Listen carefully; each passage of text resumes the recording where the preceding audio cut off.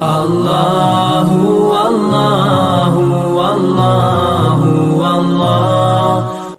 طلیحہ اسدی یہ چوتھا شخص ہے۔ طلیحہ اسدی یہ خیبر کے قریب ایک گاؤں تھا، وہاں پر یہ کھڑا ہوا اور اس نے کہا میں بھی نبی ہوں، میں بھی نبی ہوں۔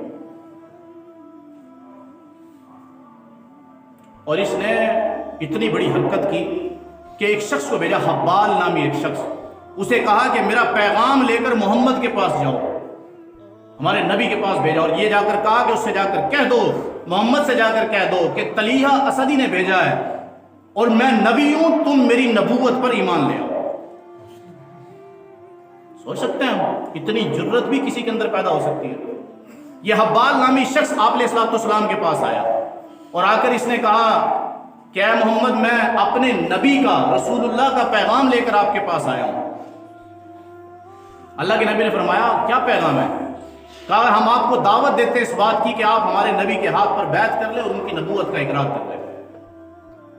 آپ علیہ السلام نے فرمایا کہ ان پر کیا اترتا ہے، کون آتا ہے ان پر؟ تو نے کہا ذوالنون آتا ہے ان کے اوپر۔ اللہ کے نبی نے فرمایا تم نے ذوالنون کا نام سن لیا ہوگا، ذوالنون کے بارے میں تم جانتے کچھ نہیں۔ تو وہ شخص غصے ہوا اللہ کے نبی کے ساتھ اور کہنے لگا آپ علیہ السلام کو کہ آپ یہ کہتے ہیں کہ ذوالنون کے بارے میں صرف سن لیا ہوگا، جس کے پیچھے ہزاروں لوگ چل رہے ہیں، کیا وہ جھوٹا ہے؟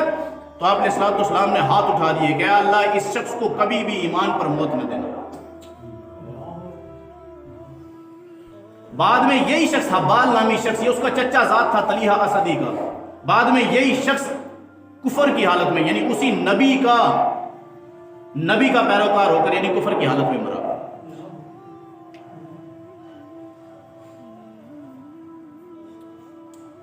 یہی طلیحہ اسدی بعد کے اندر قتل کیا گیا،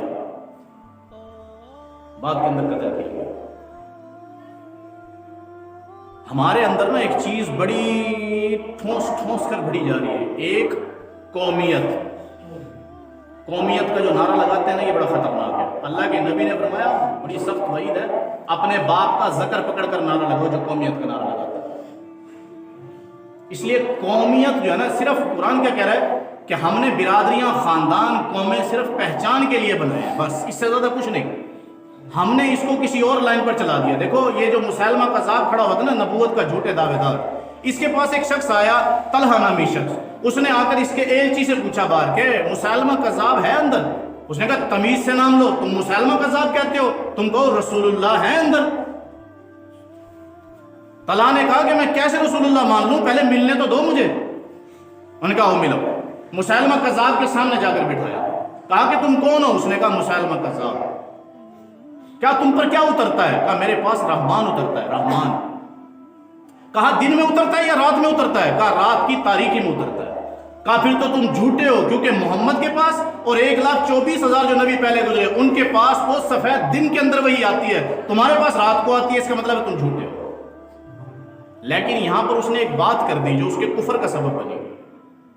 اس نے کہا ٹھیک ہے تم ہو جھوٹے، لیکن میں غیر برادری کے سچے نبی سے بہتر ہے برادری کے جھوٹے نبی کو مان لوں۔ سمجھ آئی بھائی بات؟ میں غیر برادری، یعنی محمد علیہ السلام چونکہ ان کے قبیلے سے نہیں تھے، اس نے کہا میں غیر برادری کے سچے نبی کو مان لوں، اس سے یہ بہتر ہے کہ میں برادری کے جھوٹے نبی کو مان لوں۔ اور اس پر ایمان لے آیا اور حالت کفر کے اندر مرا۔ تو یہ نہیں کہ پتہ بھی ہے کہ ایک آدمی حق پر ہے، لیکن ہم برادری اور خون کی وجہ سے ہم ناحق کے ساتھ کھڑ جائیں، انتہائی جناب غلیظ بات ہے، غلط بات ہے۔ اللہ اللہ